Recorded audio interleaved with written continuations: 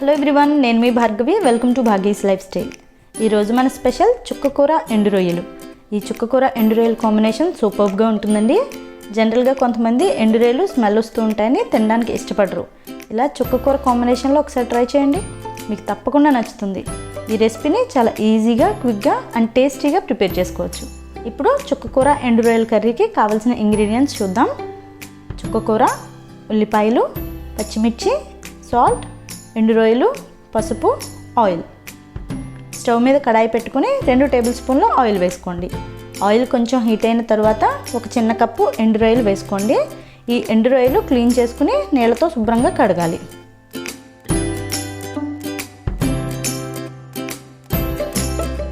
ఎండు రొయ్యలు 2-3 నిమిషాలు ఫ్రై అయిన తర్వాత 6 కట్ చేసిన పచ్చిమిర్చి, 3 మీడియం సైజ్ కట్ చేసిన ఉల్లిపాయలు వేసి ఫ్రై చేయండి.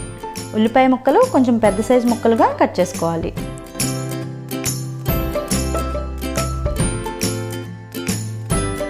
రుచికి సరిపడా సాల్ట్, 1 టీ స్పూన్ పసుపు వేసి స్టవ్ మీడియం ఫ్లేమ్లోకి అడ్జస్ట్ చేసుకుని ఉల్లిపాయ ముక్కలు గోల్డ్ కలర్ వచ్చేంత వరకు ఫ్రై చేయండి.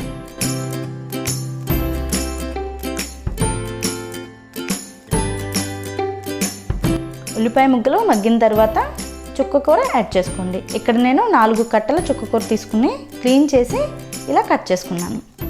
చుక్కకూర వేసిన తర్వాత బాగా మిక్స్ చేసి మూత పెట్టి స్టవ్ లో ఫ్లేమ్లో పెట్టుకుని 10 నిమిషాలు మగ్గించండి.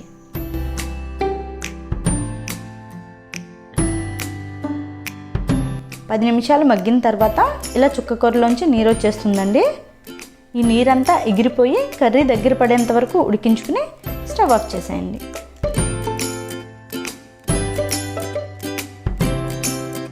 అంతేనండి, చాలా సింపుల్గా ఈజీ ప్రాసెస్లో చుక్కకూర ఎండు రొయ్యల కర్రీ ప్రిపేర్ చేసుకోవచ్చు. ఈ రెసిపీ మీకు నచ్చిందా? అయితే తప్పకుండా మీరు ఈ రెసిపీని ట్రై చేసి మీకు ఎలా కుదిరిందో మాకు కామెంట్స్లో తెలియచేయండి. మా ఛానల్ ఫస్ట్ టైం చూస్తున్నట్లయితే సబ్స్క్రైబ్ చేసి పక్కనే ఉన్న బెల్ ఐకాన్ క్లిక్ చేయడం మర్చిపోవద్దు. నెక్స్ట్ మరొక రెసిపీతో మీ ముందుంటాను. అంతవరకు కీప్ వాచింగ్ భాగీస్ లైఫ్ స్టైల్.